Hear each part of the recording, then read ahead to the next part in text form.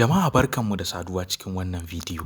Yau za mu yi magana ne akan wata sabuwar waya da Infinix suka sake a cikin dai shekarar da muka wuce. Ita wannan waya ba kowane waya bane illa Infinix S5, Infinix Smart 5.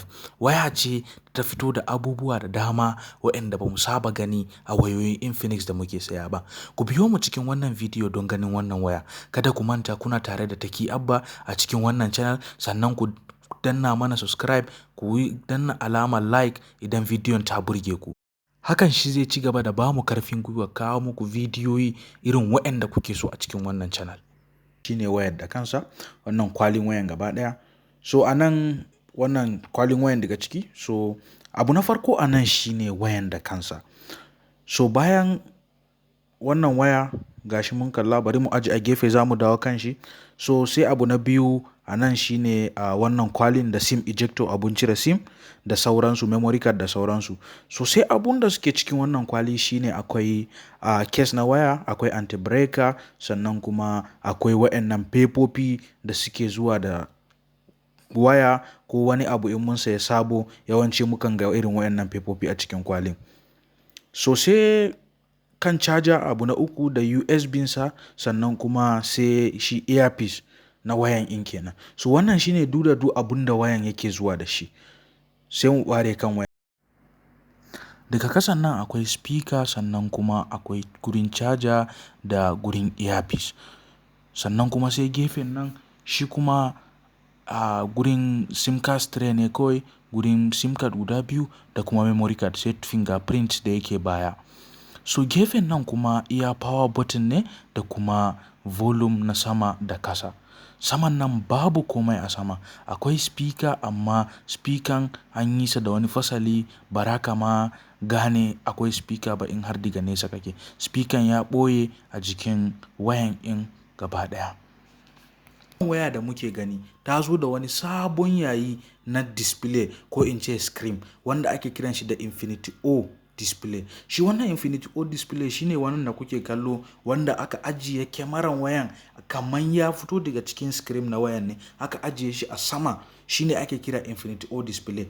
A kwanakin baya kamfanonin wayoyi suna ajiye kyamaran waya a tsakiyan screen na waya wanda ake kiran shi da Infinity V display. Amma a yanzu gaba ɗaya kamfanoni sun karkata zuwa wannan shi Infinity O display don ya fi biyan. Muryar wayar abun mamaki ne.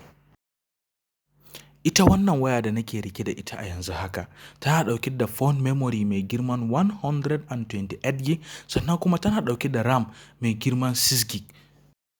Yanayin yadda suka yi display in ko in ce screen na wayan ya burge ni. Tana da tsayi, zaka ga komai, sai dai wani lokaci rike wayan da hannu ɗaya yakan iya zamo aiki saboda yanayin tsayin da wayan yake da shi. Bari mu duba wani irin kyamarori aka ma wayan da kuma wani irin aiki aka masa. So wannan shine kyamarar wayar na baya. So a kyamarar waya a baya akwai yanayin ɗaukan hoto daban-daban da kyamarar yake yi. So misali wannan shine AI kyamara in kenan. Akwai zoom daban-daban da zaka yi har kashi 3.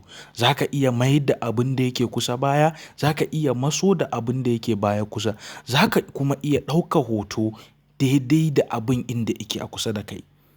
Wannan kyamarar kenan, AI ɗin kenan. So a ciki kuma akwai daban-daban, akwai portrait mode. So wannan shine irin abun da ya shafi ɗaukan hoto da irin abun Snapchat, kamar irin ka sa fulawa a kai ko wani abu hakan nan. So wannan shine panorama, irin zaka ɗauki wani bidiyo ko zaka ɗauki hoto kamar na 3D haka. So ɗaya daga cikin abun da suka burge ni wayan shine kyamarar gaba.